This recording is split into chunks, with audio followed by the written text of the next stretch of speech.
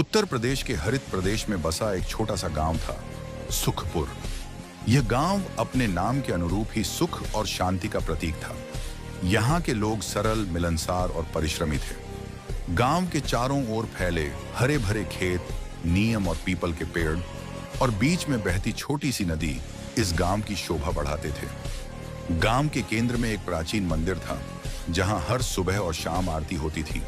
गांव के बच्चे मंदिर के आंगन में खेलते, बुजुर्ग वहां बैठकर अपने अनुभव साझा करते और महिलाएं पूजा पाठ में लीन रहती।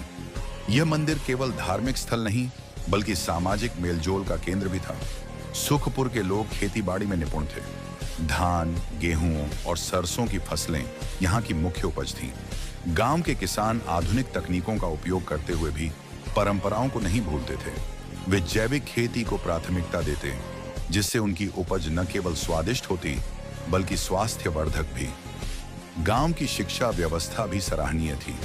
एक प्राथमिक विद्यालय था, जहां शिक्षक बच्चों को न केवल पाठ्यक्रम की शिक्षा देते, बल्कि नैतिक मूल्यों की भी शिक्षा देते। विद्यालय के प्रांगण में लगे वृक्षों की छाया में बच्चे पढ़ते, खेलते और जीवन के महत्वपूर्ण पाठ सीखते।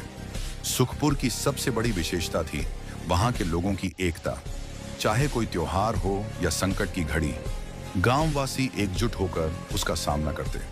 होली, दिवाली, ईद और बैसाखी जैसे त्योहारों को सभी मिलकर मनाते, जिससे सामाजिक समरसता बनी रहती। एक बार गांव में अचानक तेज बारिश के कारण बाढ़ आ गई। नदी का पानी खेतों और घरों में घुस गया, लेकिन गांव के युवाओं ने मिलकर राहत कार्य शुरू किया। उन्होंने लोगों को सुरक्षित स्थानों पर पहुंचाया, भोजन और दवाइयों की व्यवस्था की। इस संकट की घड़ी में गांव वासियों की एकता और साहस ने सभी को प्रेरित किया। बाढ़ के बाद गांव ने पुनर्निर्माण का कार्य शुरू किया। सरकार की सहायता से टूटी सड़कों और घरों की मरम्मत हुई। गांव के लोगों ने स्वच्छता अभियान चलाया, जिससे गांव पहले से भी अधिक सुंदर और स्वच्छ बन गया। सुखपुर की महिलाएं भी आत्मनिर्भर थीं। उन्होंने स्वयं सहायता समूह बनाकर हस्तशिल्प, सिलाई और अचार मुरब्बा बनाने का कार्य शुरू किया। इन उत्पादों को वे नजदीकी शहरों में बेचतीं, जिससे उनकी आय में वृद्धि हुई और आत्मविश्वास भी बढ़ा। गांव के बुजुर्गों का अनुभव और ज्ञान युवाओं के लिए मार्गदर्शक था।